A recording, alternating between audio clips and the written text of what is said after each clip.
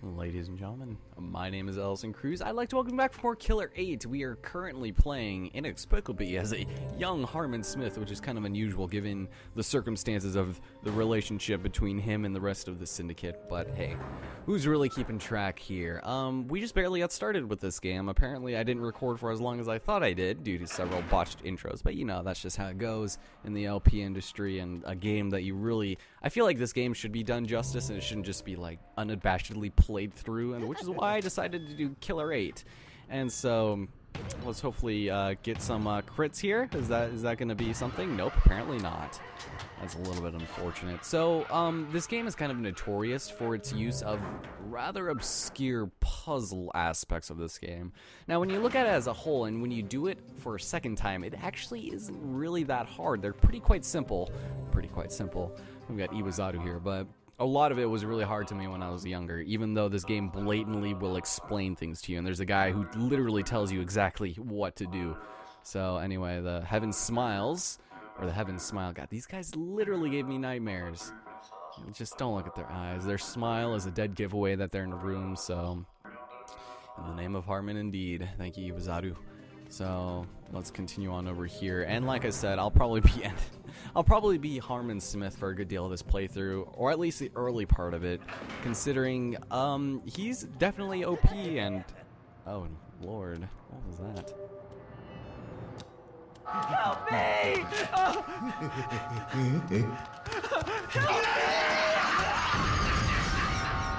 Oh, well, that kind of sucks.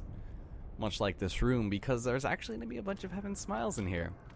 So I'm going to be a little careful and nudge on. So one's already started to walk towards us. If they're invisible, you can't hurt them. I think I might have already said that before. So that was pointless.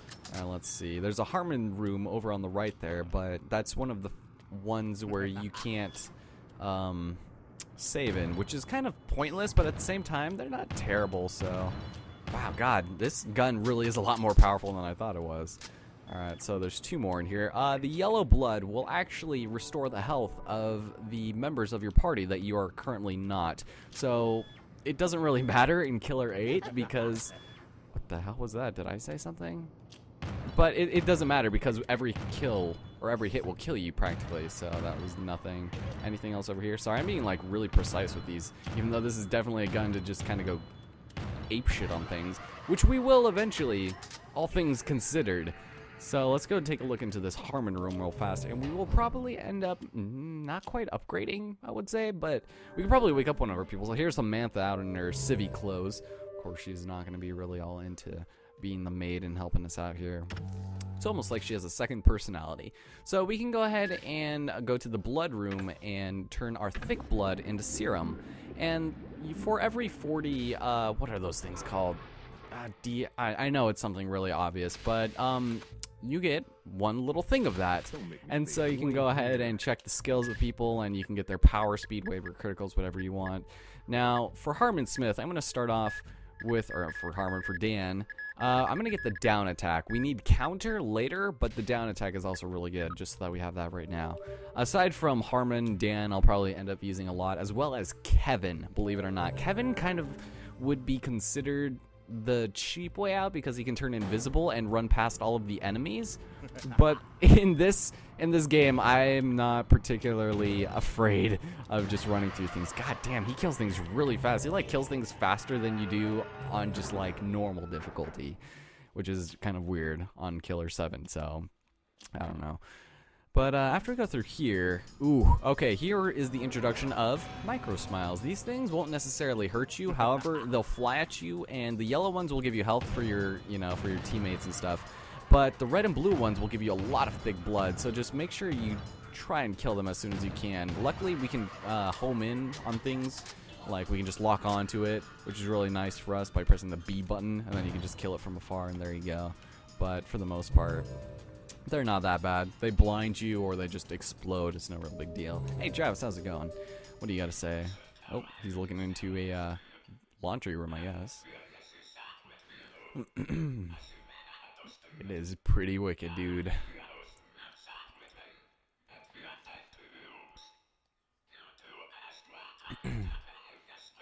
So it's kind of interesting. There's a lot of personification in this through the Heaven Smiles, and I'm not going to get into it all that much, but just keep in mind that they're not exactly what they seem. Now, in addition to the micro smile, we will be introduced here very shortly to the scariest kind of Heaven Smile is the runner.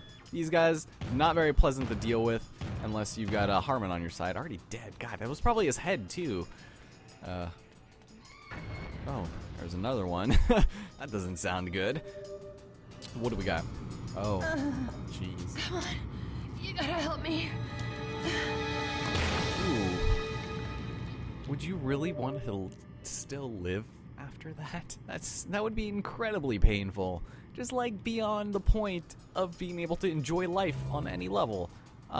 Is there someone running at me? I saw him spawn. Okay, he hasn't quite started yet. So we can head over here for a brief moment, and you can take a look. There's actually another door here, but we can't get to it because it's locked from the other side. And that's unfortunate because as far as we know, none of our buddies here know how to pick locks, or do they? So, alright, there we go. Wait for the sign. He's going to start running at us. Anything you can get for me? Can you give me a little bit of nothing there? Are you going to, is it going to hurt? Come on. Anything? Nothing. I'm going to get, like, no upgrades over the course of this game. I just stay as him.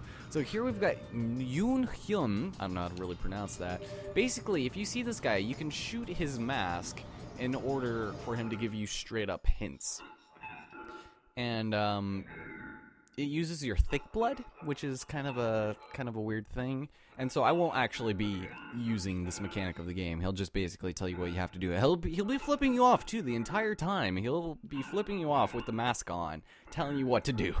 And so I don't know if that's a message from Suda51, but I like it. So he's gonna give us a hint, which I wasn't really wanting to do. I'll check the candlesticks. But a strange design indeed. It is hidden here. Thank you. You have some very strange shadows going on near your crotch there. So, I don't know if talking to him actually does use blood. I thought just shooting the mask would cause that to happen, but yeah. So like I said, the game does kind of hold your hand when you're stuck. It like literally just does it for you. So thicker blood, thank you. Alright, demons lust for blood. Yeah, are you calling yourself a demon?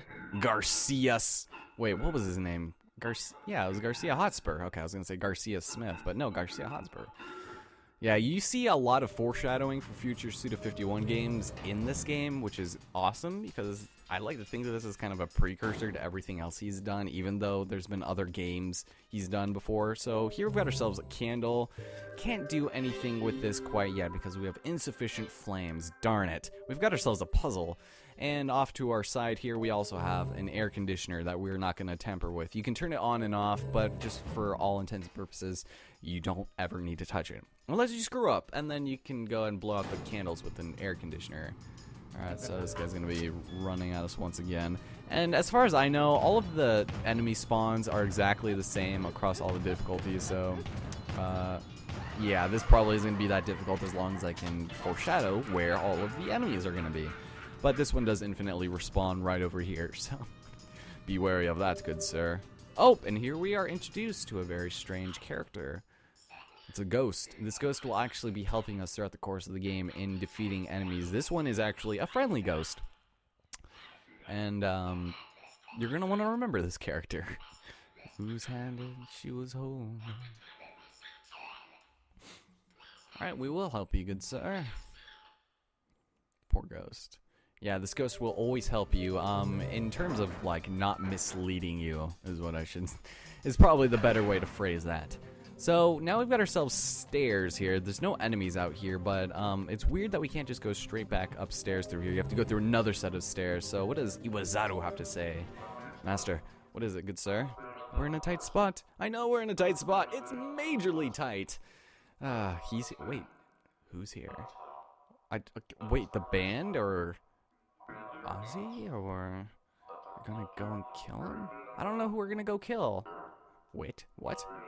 Wait, what are you talking about? No, I'm not a fool. We are gonna kill this asshole. We're not in Korjura. God damn it, there goes my English. Sorry, it's been a long day, so I just want to record this before I go to bed, and I'll be good. So he's of course speaking about this so-called angel that we selected before. That mail's really fooled you. In the name of the fool. Hey, don't call me a fool.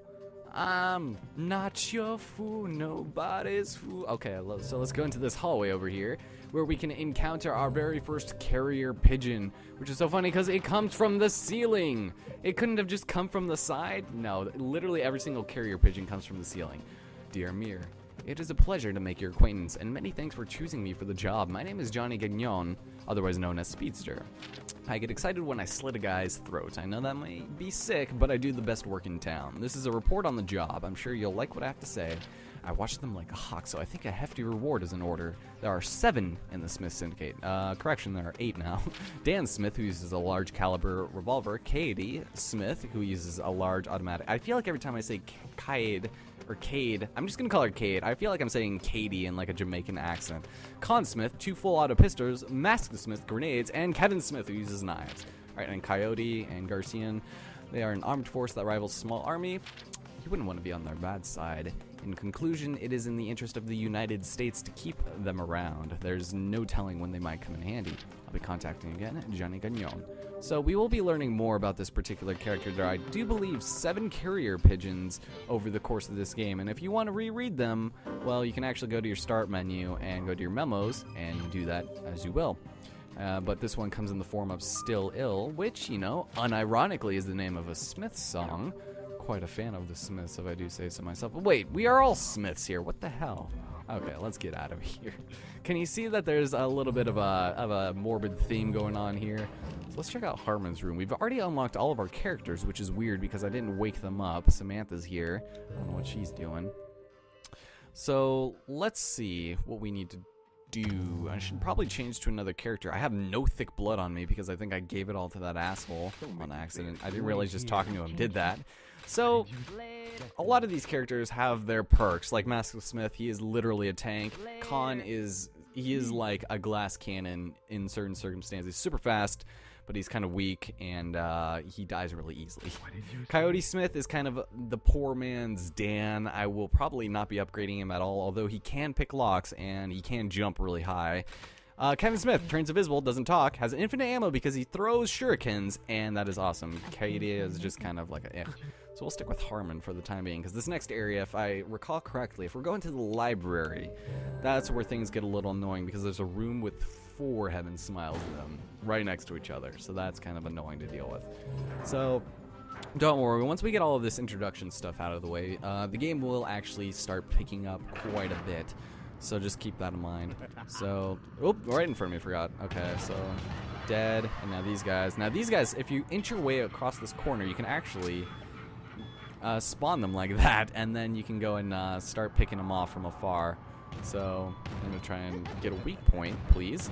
No weak points? Apparently not. These guys apparently don't even care. Such a video game physics. So yeah, you can kind of break the game in certain places by doing this, but at the same time, it's kind of fun having them all run at you, except when it's like instant death for you if you don't. I think there's another one actually. Is there? There's not. Okay, cool. So over here we've got ourselves Yoon Hyun once again, and we've also got ourselves a washroom. So we're going to go ahead and ignore that for now because we need a certain item that we need, and that makes a whole ton of sense. But I think we're probably going to end it off here pretty soon.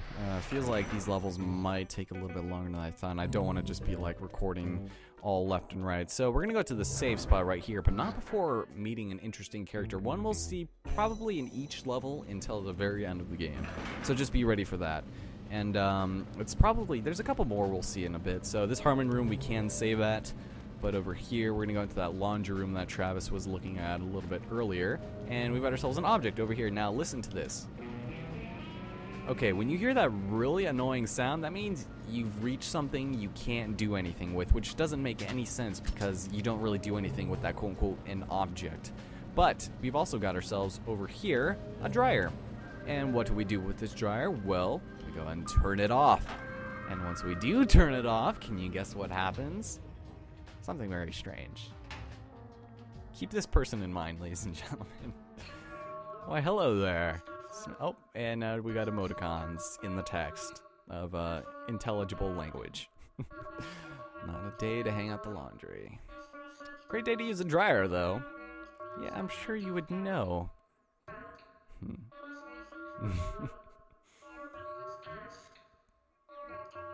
Why? Please indulge us. This is Susie, ladies and gentlemen. Not like Susie Sue the band, but just like straight up Susie. Or is it? So we left something behind, quote unquote. We've got ourselves the fire ring. This kind of has like a weird like asphyxiation with using rings to do modern like things. It's weird. We need to use the fire ring. Oh geez, she's getting mad at us. I'm sorry. I didn't mean to ruin your day, Susie. We use the fire ring in order to light those candles upstairs, and we're gonna have to do that later. But well, actually, probably do that in the next part. Okay. So next time on Killer 8, we are going to solve the mysterious puzzle of how to light the candles in a very particular manner, as well as kill some more Heaven Smile, and probably learn a bit more about the game as we finish off what I'd like to call the introductory epilogue of this game, so to speak. So next time, we will go and do that, alright? Hope to see you guys then.